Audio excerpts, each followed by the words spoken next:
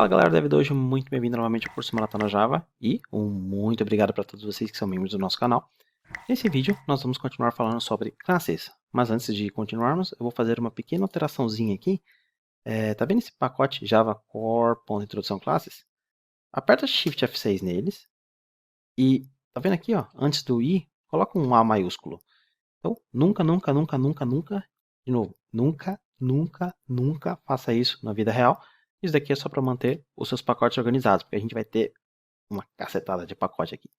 Então, clique em Refactor e simplesmente não precisa se preocupar com mais nada.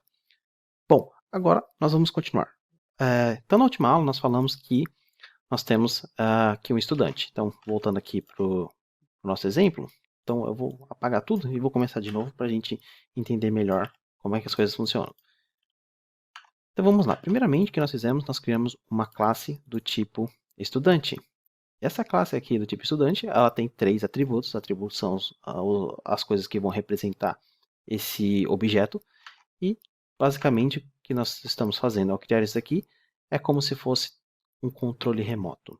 Então, lembrando que quando você tem um objeto que vai ser dado origem através de uma classe, esse objeto ele vai ter exatamente os atributos que você definiu na classe.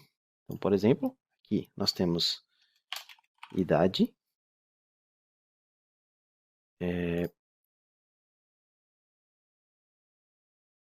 a ordem realmente não importa. Então nós temos nome, idade e o sexo.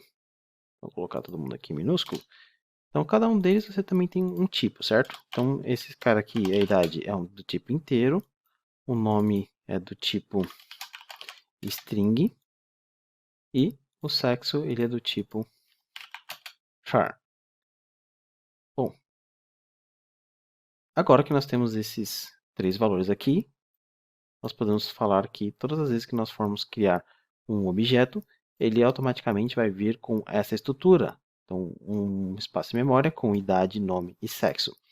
Bom, eu lembro de você falando que quando você tem uma variável de classe, um atributo de classe, eles têm um valor padrão de inicialização. Bom, vamos ver isso então. Eu vou vir aqui, criar uma nova classe, estudante teste 02. PSVM. Então, eu quero, primeiramente, criar um objeto. Eu posso criar um objeto sem absolutamente nenhuma variável de referência. New estudante. Você pode ver que o IntelliJ ele já adiciona para a gente o import. Porém, eu estou criando um espaço em memória sem nada. Então, se eu voltar aqui, é basicamente isso que eu estou fazendo. Tem um espaço em memória lá que tem esses 3 dados. Porém, simplesmente não tem como acessar. Por quê? Porque você não tem uma variável de referência apontando para ele. E é por isso que as variáveis de referências existem. Nós temos agora estudante recebe new estudante. Então, quando a gente faz isso, a gente cria um link aqui. Agora nós conseguimos acessar esse espaço em memória. E agora, o que acontece se eu tentar imprimir esses valores diretamente? Então, você viu que nós não conseguimos imprimir valores que não foram inicializados localmente. Porém, o que acontece com esses atributos que nós temos aqui dentro da classe estudante? Vamos chamar estudante, ponto. Nós temos aqui idade, sexo e nome. Ctrl Shift F10. E nós temos os valores de inicialização padrão.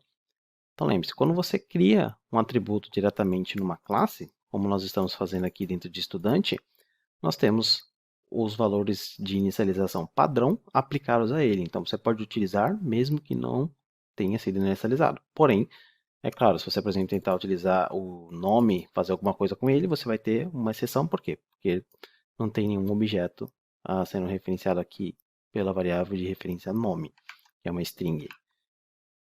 Então, lembre-se, quando você tem uma variável do tipo reference, os objetos que essa variável está fazendo referência, se tiver um atributo dentro, não precisam ser necessariamente inicializados. Você pode inicializar também.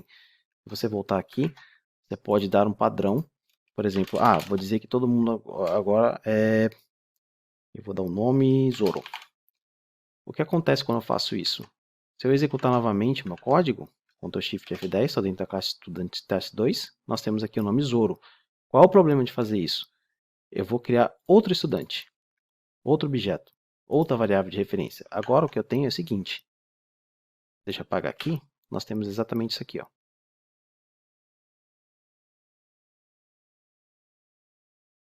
Nós temos dois objetos, nós temos o estudante e nós temos o estudante 2. O estudante 2 está fazendo referência para esse valor aqui. O problema é, quando nós colocamos dentro da classe a inicialização, todos os objetos que eu estou criando, eu já estou dando um valor. Então não importa, todos os estudantes vão começar com Zoro e vão começar com Zoro. Apesar de serem estudantes diferentes, eles estão recebendo exatamente o mesmo nome. Por quê? Porque eu defini na classe, que é o que vai dar origem a todos os objetos, que o nome tem que ser inicializado com Zoro. Então tem que tomar cuidado com esse tipo de prática. Porque agora todos os objetos que a gente criar, o nome é Zoro. Eu posso alterar? Posso. Então, por exemplo, eu vou até copiar aqui, ó, Ctrl C, Ctrl V. Só que agora, ó, estudante 2, estudante 2, estudante 2. Então, Ctrl Shift F10. Ó, tá vendo? Zoro. Deixa eu só colocar um salt aqui para dizer que esse cara é um estudante 2. Então pode ver aqui, ó, a mesma coisa, só que temos Zoro. William, o que acontece? Você pode alterar o valor? Posso. Então, por exemplo, apesar de estar sendo inicializado com Zoro, eu quero que o estudante.nome seja Sandy. E aí, agora quando nós executarmos, nós vamos ver aqui 0, vazio, que é o char, Sandy, no estudante 1, 0, vazio, Zoro. Por que aconteceu? Porque quando eu falei estudante.nome, olha o espaço em memória que o estudante está referenciando. Então aqui, agora passa a ser Sandy. Porém, o outro espaço em memória que o estudante 2 está fazendo referência, continua sendo Zoro. Por quê? Porque nós não alteramos. Então tem que tomar cuidado na hora que vocês estiverem trabalhando com objetos para ver a variável de referência que você está utilizando. Então às vezes é muito comum você se confundir, né? Você esquece, por exemplo, esqueci de colocar aqui o 2.